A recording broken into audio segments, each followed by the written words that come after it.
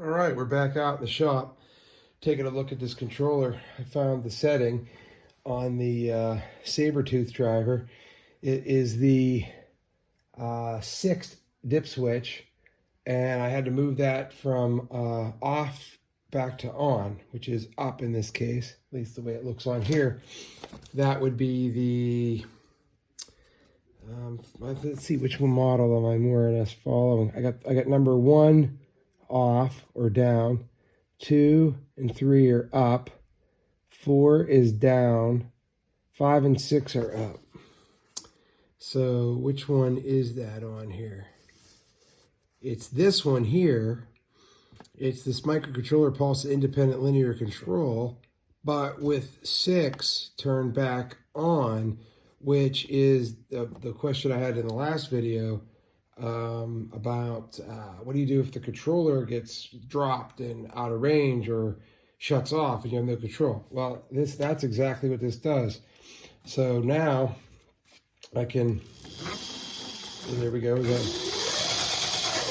we got control. Now let's go ahead, and like I did in the last video, I kicked it ahead, if I can show this, kicked the speed, and then I did basically shut the power off. And remember, as you remember, it kept running at that speed, which there'd be a need for that for something. But here we go, shut it off. Boom, there it is. Back, and now, of course, that happens. You can go back to 0, turn on, it's at 0, which is great. And then back at it again. Off, boom. Now, what happens if I keep holding it in this position and it finds the controller? Picks up right there. I mean, that's probably okay, right? I can't think of it, yeah, because you're telling it to give that signal. So there's that. I think that's kind of cool.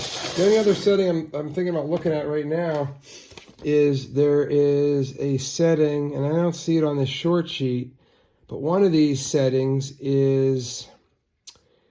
allows it to create, when you move the knob, like right now when you move it, it's linear. It just gets back. I'm guessing that's linear. Now there's one where it's exponential. So it starts out, you get a lot of turn, I think you get finer control at slow speeds. And then when you get near the top, it really just goes, it goes nuts. So we'll have to see how that goes. Okay, well, I did a little bit of reading, and sure enough, it's exponential. They don't list it on this sheet. But on the long sheet, the long manual, which has a lot more information in it, of course, makes sense. It's dip switch position 5. It was in the on position.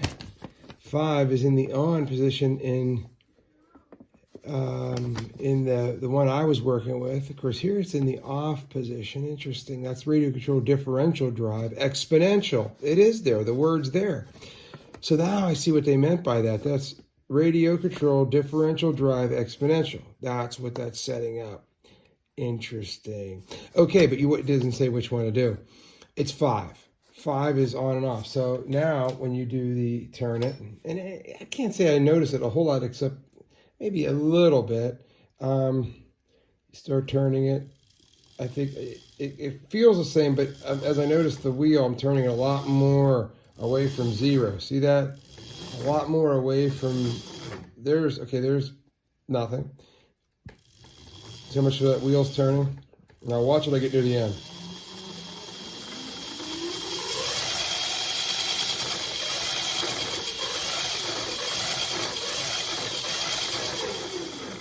I kind of like that. I think that might be a good setting for a locomotive because, you're going to be putzing, and it might give you a little bit more control to putz.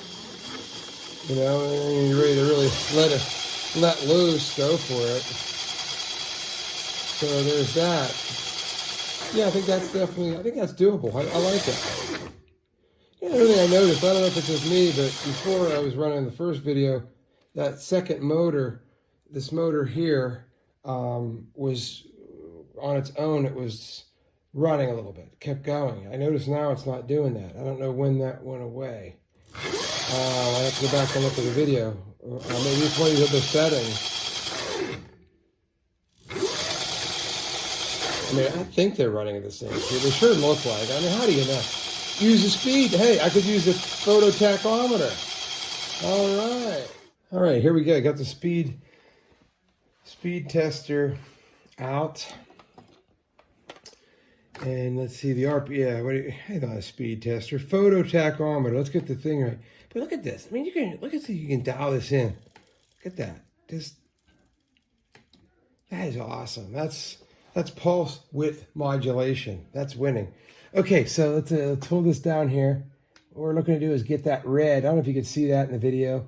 I don't even know if you could see the speed, but I'm pointing right at that. I put a piece of this reflective material, and the reason I'm down on the spokes, couldn't put it on here. Too shiny on the tire.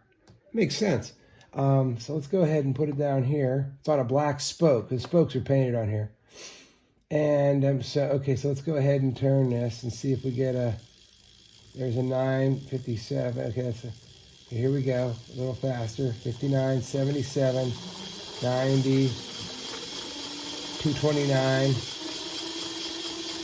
300.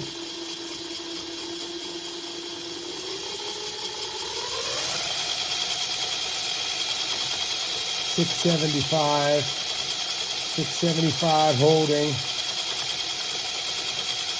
Dropping down slowly. I don't know why. Oh, there we go. I'm kind of holding it. 670. Might have to do the direction I'm holding the. Yeah, 673.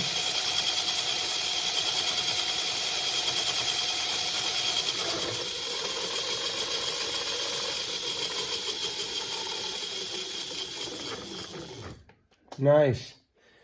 Okay. Yeah, you saw it. Yeah, so I'm going to go ahead and I got to get the diameter of these wheels. I'm curious what that should really give me my top speed. You know, here again, it's unloaded, but still, I mean, that's something. I'm anxious to see what it is. I'll catch you on the next video. The other thing I wanted to try was speeds.